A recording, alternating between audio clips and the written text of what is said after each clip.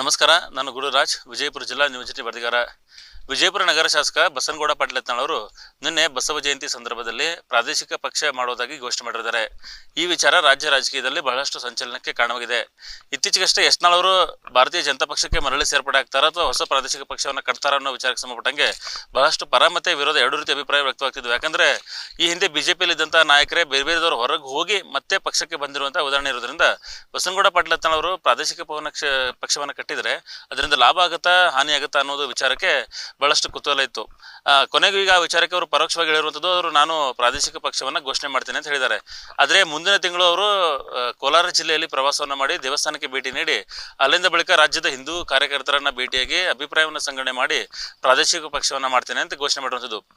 ಈ ವಿಚಾರಕ್ಕೆ ಸಂಬಂಧಪಟ್ಟಂಗೆ ಸಾಧಕ ಬಾಧಕಗಳ ಈಗ ಚರ್ಚೆಗಳು ರಾಜ್ಯದಲ್ಲಿ ನಡೀತಾ ಇರುವಂಥದ್ದು. ಯತ್ನಾಳ್ ಅವರು ಪಕ್ಷವನ್ನ ಸಂಘಟನೆ ಮಾಡಿದರೆ ಅಥವಾ ಪಕ್ಷವನ್ನು ಸ್ಥಾಪನೆಯನ್ನು ಮಾಡಿದರೆ ಅದು ಯಾರಿಗೆ ಹೊಡೆತ ಕೊಡುತ್ತೆ ಅಂತ ನೋಡಿದ್ರೆ ಅದು ಮುಖ್ಯವಾಗಿ ಮೊದಲು ಹೊಡೆತ ಕೊಡೋದೇ ಬಿಜೆಪಿಗೆ. ಹಾಗಾಗಿನೇ ಬಿಜೆಪಿಯಲ್ಲಿ ಒಂದ್ ರೀತಿಯಿಂದ ತಳಮಳ ಮತ್ತೆ ಒಂದ್ ರೀತಿಯಿಂದ ಕುತೂಹಲ ಎರಡೂ ಇರುತ್ತದೆ. ಯಾಕಂದ್ರೆ ಯತ್ನಾಳ್ ಅವರು ಪಕ್ಷ ಸ್ಥಾಪನೆ ಮಾಡಿದ್ರೆ ನೆಗೆಟಿವ್ ಆಗುತ್ತಾ ಪಾಸಿಟಿವ್ ಆಗುತ್ತಾ ಅಂತ ಹೇಳಿ ಬಹುತೇಕ ಬಿಜೆಪಿಯಲ್ಲಿ ಇರುವಂತಹ ವೋಟರ್ಸ್ಗಳೇ ಅವ್ರಿಗೆ ಕನ್ವರ್ಟ್ ಆಗಿ ಆ ಕಡೆ ಓಟ್ ಹೊಡೆದು ಬಹುತೇಕ ಅದು ಕಾಂಗ್ರೆಸ್ಗೆ ಪ್ಲಸ್ ಆಗೋ ಚಾನ್ಸ್ ಇರುವಂಥದ್ದು. ಇನ್ನು ಯತ್ನಾಳ್ ಅವರು ಈ ರೀತಿಯ ಪಕ್ಷವನ್ನು ಹೊಸದಾಗಿ ಕಟ್ಟಿದ್ರೆ ರಾಜ್ಯದಲ್ಲಿ ಸಕ್ಸಸ್ ಆಗ್ತಾರಾ ಇಲ್ವಾ ಅನ್ನೋ ವಿಚಾರಕ್ಕೂ ಸಹಿತ ಒಂದ್ ರೀತಿಯಿಂದ ಸಾಧಕ ಬಾಧಕ ಎರಡೂ ಅಂಶಗಳು ಇರುತ್ತದೆ. ಯಾಕಂದ್ರೆ ಬೇರೆ ಬೇರೆ ರಾಜ್ಯಗಳಲ್ಲಿ ಪ್ರಾದೇಶಿಕ ಪಕ್ಷಗಳು ಗಟ್ಟಿಯಾಗಿದ್ರು ಸಹಿತ ನಮ್ಮ ರಾಜ್ಯದಲ್ಲಿ ಪ್ರಾದೇಶಿಕ ಪಕ್ಷಗಳು JDS ಅನ್ನ ಹೊರತುಪಡಿಸಿ ಬೇರೆ ಯಾವುದು ಅಷ್ಟಾಗಿ ಗಟ್ಟಿ ಆಗ್ಲಿಲ್ಲ ಅಂತ ಹೇಳಿ. ಅದರಲ್ಲೂ ಉದಾಹರಣೆ ಅಂದ್ರೆ ಭಾರತೀಯ ಜನತಾ ಪಕ್ಷದಿಂದನೇ ಯಡಿಯೂರಪ್ಪನವ್ರು ಹೊರಗೆ ಹೋದ್ರು, KJP ಅನ್ನ ಕಟ್ಟಿದ್ರು, ಮತ್ತೆ ಪುನಃ ಅವರು ಭಾರತೀಯ ಜನತಾ ಪಕ್ಷಕ್ಕೆ ಬರಬೇಕಾಯ್ತು. ಅದು ಒಂದು ಭಾಗ. ಆದ್ರೆ ಮತ್ತೆ ಶ್ರೀರಾಮುಲು ಅವರು ಸಹಿತ ಬೇರೆ ಪಕ್ಷವನ್ನ ಕಟ್ಟಿ ಹೊರಗಡೆ ಹೋಗಿ ಮತ್ತೆ ಪುನಃ ಅವರು ಪಕ್ಷಕ್ಕೆ ಬರಬೇಕಾಯ್ತು.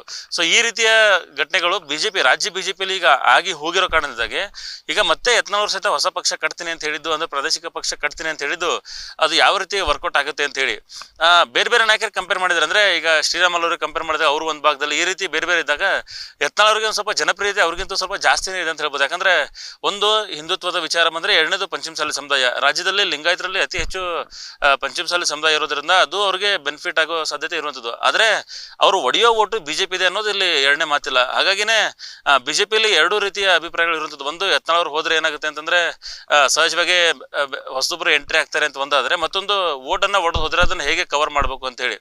ಹಾಗಾಗಿನೇ ಯತ್ನಾಳ್ ಅವರು ನಿನ್ನೆ ಇನ್ನೂ ಅಧಿಕೃತವಾಗಿ ಘೋಷಣೆ ಮಾಡಿಲ್ಲ ಅವರು ಪಕ್ಷವನ್ನು ಮಾಡ್ತೇನೆ ಅಂತ ಹೇಳಿ. ಆದ್ರೆ ಬಹುತೇಕ ನಾನು ಮಾಡ್ತೇನೆ, ಆದ್ರೆ ಮುಂದಿನ ತಿಂಗಳು ರಾಜ್ಯಾದ್ಯಂತ ಪ್ರವಾಸವನ್ನು ಮಾಡಿ ಪಕ್ಷ ಸಂಘಟನೆಯನ್ನ ಮಾಡೋದಕ್ಕೆ ವಿಚಾರ ಮಾಡ್ತೇನೆ ಅಂತ ಹೇಳಿದ್ದಾರೆ. ಅದು ಒಂದು 30 ಸಹಿತ ನೋಡ್ತೇನೆ ಅಂತ ಹೇಳಿದ್ದಾರೆ. ಹಾಗಾಗಿ ಈ ವಿಚಾರ ಕುತೂಹಲ ಮೂಡಿಸುವಂಥದ್ದು. ಆದ್ರೆ ಯತ್ನಾಳ್ ಅವರು ಅಧಿಕೃತ ಘೋಷಣೆ ಮಾಡಿದ ಬಳಿಕ ಇದರ ಸಾಧಕ ಬಾಧಕ ಮತ್ತೆ ಹಿಂದಿನ ಇತಿಹಾಸ ಅಥವಾ ಮುಂದೆ ಏನಾದರೂ ರಾಜಕೀಯ ಬದಲಾವಣೆಗೆ ತಿರುವು ಆಗ್ಬೋದಾ ಅಂತ ಹೇಳಿ ಕಾದ್ ನೋಡ್ಬೇಕು. ಆದ್ರೆ ಈಗ ಯತ್ನಾಳ್ ಅವರ ಈಗಿನ ಸಿಚುವೇಶನ್ ನೋಡಿದ್ರೆ ರಾಜ್ಯದಲ್ಲಿ ಯತ್ನಾಳ್ ಅವರು ಎಲ್ಲೇ ಕಾರ್ಯಕ್ರಮಕ್ಕೆ ಹೋದ್ರು ಅಪಾರ ಸಂಖ್ಯೆಯ ಬೆಂಬಲಿಗರು, ಅವರ ಅಭಿಮಾನಿಗಳು, ಕಾರ್ಯಕರ್ತರು, ಹಿಂದೂ ಸಂಘಟನೆ ಮುಖಂಡರು ಸೇರ್ಪಡೆ ಆಗ್ತಾರೆ. ಅದರಿಂದ ಮತಗಳನ್ನಾಗಿ ಹೀಗೆ ಕನ್ವರ್ಟ್ ಮಾಡ್ತಾರೆ ಅಂತ ಹೇಳಿ ಕಾದ್ ನೋಡ್ಬೇಕು. ಯಾಕಂದ್ರೆ ಅಲ್ಲಲ್ಲಿ ಮತಗಳು ಒಡೆದು ಹೋಗ್ತವೆ. ಈಗ ಯತ್ನಾಳ್ ಅವರಿಗೆ ಎಷ್ಟೆಷ್ಟು ಬೆಂಬಲ ಬೇರೆ ಬೇರೆ ಕಡೆ ಸಿಗುತ್ತೋ ಅದೆಲ್ಲ ಒಂದೇ ಕಡೆ ಕ್ರೋಢೀಕರಣ ಆಗಿ ಮತಗಳಾಗಿ ಕನ್ವರ್ಟ್ ಆಗಬೇಕು. ಸೊ ಅದು ಕನ್ವರ್ಟ್ ಆಗುತ್ತಾ ಅಂತ ಹೇಳಿ ಒಂದು ಪ್ರಶ್ನೆ ಇರುವಂಥದ್ದು. ಮತ್ತೆ ಎರಡನೇದು, ಯತ್ನಾಳ್ ಅವರು ಪ್ರಾದೇಶಿಕ ಪಕ್ಷವನ್ನು ರಚನೆ ಮಾಡಿದ್ರೆ ಅದಕ್ಕೆ ಆರ್ಥಿಕ ಸಂಪನ್ಮೂಲ ಸಹಿತ ಎಲ್ಲ ಬೇಕಾಗುತ್ತೆ. ಅದನ್ನ ಹೇಗೆ ಕ್ರೋಢೀಕರಣ ಮಾಡ್ತಾರೆ ಅಂತ ಹೇಳಿ ಒಂದಂತೂ ಸ್ಪಷ್ಟ, ಯತ್ನಾಳ್ ಅವರು ಒಂದು ವೇಳೆ ಪ್ರಾದೇಶಿಕ ಪಕ್ಷನ ರಚನೆ ಮಾಡಿ ಈ ಹಿಂದೆ ಅವರು JCB ಅಂತ ಹೇಳಿ ಅವರ ಬೆಂಬಲಿಗರು ಸೋಷಿಯಲ್ ಮೀಡಿಯಾದಲ್ಲಿ ಘೋಷಣೆ ಮಾಡ್ಕೊತಿದ್ರು, ಮತ್ತೆ BRP ಅಂತ ಹೇಳಿ ಭಾರತ ರಾಷ್ಟ್ರೀಯ ಹಿತ ಪಕ್ಷ ಅಂತ ಹೇಳಿ ಕಳೆದ ಮಹಾನಗರ ಪಾಲಿಕೆ ಮೇಯರ್ ಚುನಾವಣೆಯಲ್ಲಿ ಅವರು ಒಂದು ಶಾಲನ್ನ ಸಹಿತ ಹಾಕೊಂಡು ಪರೋಕ್ಷವಾಗಿ ಪ್ರಚಾರವನ್ನ ಮಾಡಿದ್ರು.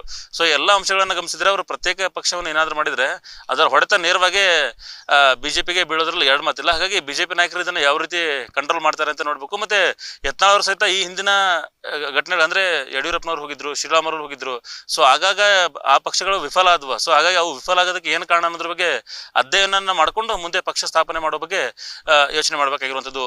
ನಿರ್ಭೀತ, ನಿಷ್ಪಕ್ಷಪಾತ, ವಿಶ್ವಾಸಾರ್ಹ ಸುದ್ದಿಗಳಿಗೆ ಮತ್ತೊಂದು ಹೆಸರಾಗಿರುವಂತ News18 ಕನ್ನಡ ಈಗ ಆಪ್ನಲ್ಲೂ ಲಭ್ಯವಿದೆ. ದಯವಿಟ್ಟು ಇಲ್ಲಿರುವ QR ಕೋಡ್ ಅನ್ನ ಸ್ಕ್ಯಾನ್ ಮಾಡಿಕೊಂಡು ಆಪ್ ಅನ್ನ ಡೌನ್ಲೋಡ್ ಮಾಡೋದಕ್ಕೆ ಮರಿಬೇಡಿ. ನಿಮ್ಮ ಬೆಂಬಲ ಹೀಗೆ ಸದಾ ನಮ್ಮೊಂದಿಗಿರಲಿ. ಧನ್ಯವಾದ.